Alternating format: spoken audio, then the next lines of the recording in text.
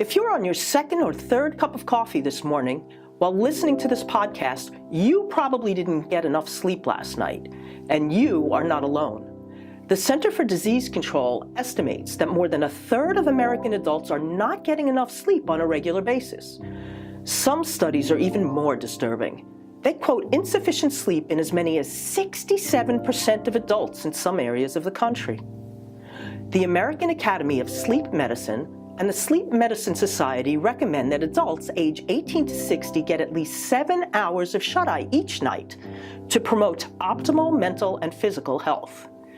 Now, we all know that lack of sleep can affect our social interactions. It can make us grumpy, make us short-tempered, and it can decrease our productivity and increase our error rate at work. And it can be downright dangerous if you're operating machinery or requiring full concentration while balancing on a beam 30 stories above ground. Data also show that sleeping fewer than 7 hours a night is associated with an increased risk of developing high blood pressure, heart disease, stroke, diabetes, sleep apnea, and obesity. So let's break it down. Sleep seems like it's a passive phenomenon. We don't really feel like we're doing anything when we sleep. But sleep is the time that our body uses to repair itself both mentally and physically.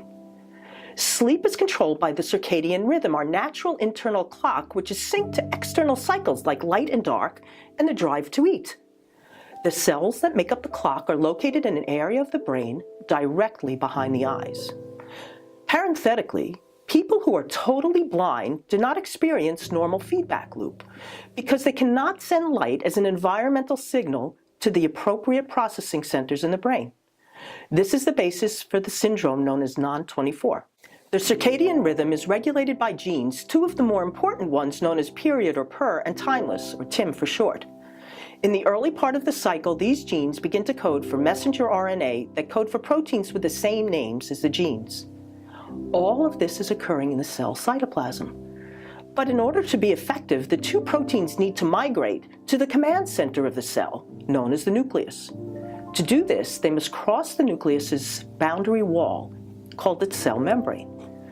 By themselves, PER and TIM are unstable and are broken down rapidly. So to accomplish their goal, they must fit together like puzzle or Lego pieces to create a new, more stable entity. Once inside the cell, the proteins then turn off the genes, completing the feedback loop. This process takes roughly 24.1 hours to complete. Sound complicated? It is, and that's just part of the story. While we sleep, the body is also repairing damage, amping up the immune system, and releasing hormones and messengers from the gut that affect the brain's hunger, satiety, and pleasure centers. When you don't get enough sleep or constantly change your sleep cycle, as do shift workers, the body's messages get confused, and the signals, for example, for hunger can be ramped up. We all have experienced that. When we're tired, we eat more, trying to gain more energy, resulting in unnecessary or unwanted weight gain. Excessive weight is also an independent variable for heart disease, stroke, diabetes, and sleep apnea. So, how can you improve your sleep so that you can be the most productive and healthy version of yourself, and so that you can have more energy for the things you like to do and be more present and available to your friends and family? First of all, leave your devices in another room.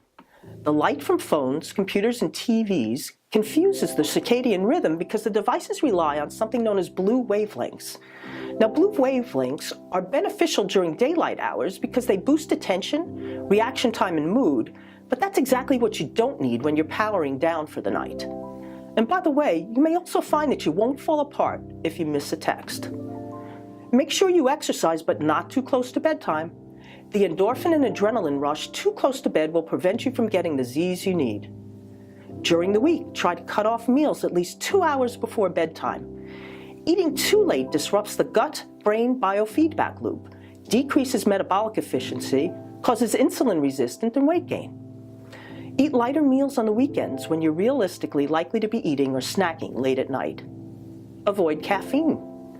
Create an environment that's sleep conducive. Light candles if they relax you. Surround yourself with comfy pillows if that's your thing. Make sure the temperature in your room is right for you. Get a good mattress. If you take these actions, set these goals, and stick to them, you are taking the first step to a better you. You will have more confidence by knowing you can set goals and keep them. And by getting more sleep, you'll have more energy to accomplish things during the day and will have better focus with friends, family, at work, and for hobbies. Hope you enjoyed this podcast. Get a good night's sleep tonight. Until next time, this is Dr. Sherry reminding you to live each day with passion, compassion, and introspection.